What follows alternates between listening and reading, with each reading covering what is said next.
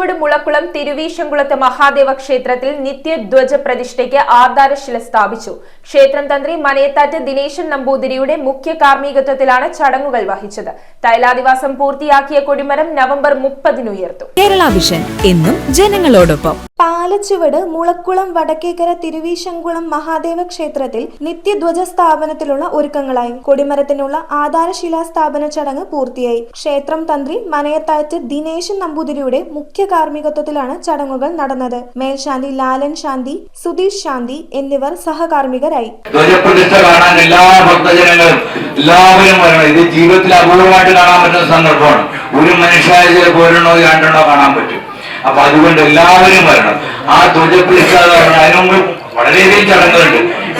വാഹന പരിഗ്രഹം, നമ്മൾ ഈ പറവെണ്ടകളെല്ലാം വരുന്ന സ്വീകരിക്കുക. ഇതിന് ജലാധിവാസം, ഭഗവാന്റെ വാഹനമായ കാളയ്ക്കുള്ള ജലാധിവാസം, അതെല്ലാം ഓരോ മുഹൂർത്തമായ ചടങ്ങാണ്. ഈ വാഹനത്തിന്റെ കണ്ണുകളിക്കൽ, ഇതെല്ലാം വളരെ അപൂർവമായിട്ട് സ്വർണ്ണ സൂചി കൊണ്ട് ആശാരി ശില്പി അവന്റെ മനോമുകുരത്തിൽ കാണുന്ന രൂപമാണ് ആ കൊത്തിയുണ്ടാക്കിയിരിക്കുന്നത്.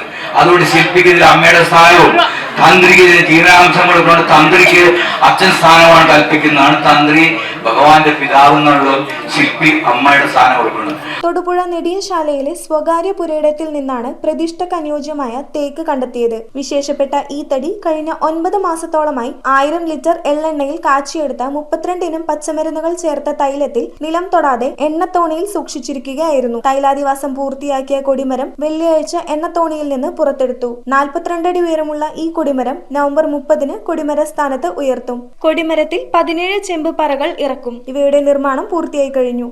ഒരു അമ്പലത്തിലേക്ക് എൻ്റെ വീട്ടിൽ നിന്ന് കൊടിമരത്തിൻ്റെ ഒരാവശ്യതയായിട്ട് വന്ന ആ ഒരു തേക്ക് മരം നൽകാൻ സാധിച്ചതിൽ വളരെ സന്തോഷം തോന്നുന്നു. കാരണം ഒരിക്കലും ആ ഒരു മരം വിൽക്കുക എന്നുള്ള ലക്ഷ്യത്തോടു കൂടി ഞാൻ ഇരുന്നതല്ല.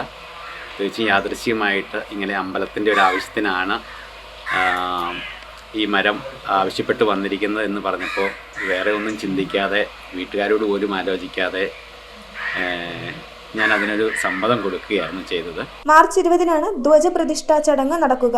ആധാരശില സ്ഥാപന ചടങ്ങിൽ ക്ഷേത്രസമിതി ഭാരവാഹികളായ അജയ് പുത്തൻപുരയിൽ, PC വിനോദ്, മുരളി മോളത്ത്, പ്രകാശ് കലയത്താനം, TK ഉല്ലാസ് തുടങ്ങിയവരും ഒട്ടേറെ ഭക്തരും പങ്കെടുത്തു. ശിലാസ്ഥാപനമാണ് ഇപ്പോൾ നടന്നത്. അതിൽ നമ്മുടെ ക്ഷേത്രം തന്ത്രി മനയത്താറ്റുമന ദിനേശൻ തന്ത്രികൾ നിർവഹിച്ചു കഴിഞ്ഞു. തുടർന്ന് ഇനി അതിൻ്റെ അടുത്ത ഭാഗമായിട്ട് നമ്മൾ സ്തംഭം അടുത്ത ഞായറാഴ്ച, അതായത് നവംബർ 30-ാം തീയതി ഉയർത്തുകയാണ്.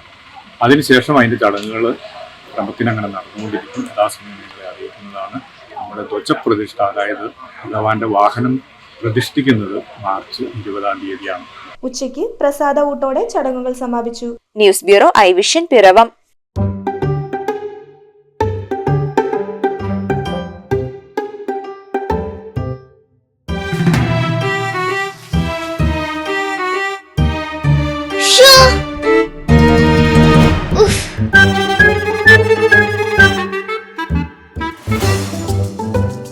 മഴക്കാലത്ത് ഡിഷ് ആന്റിനകൾ നല്ല പണി തരും. മാറൂ കേരള വിഷൻ ഫ്രീ കേബിൾ ടിവിയിലേക്ക്.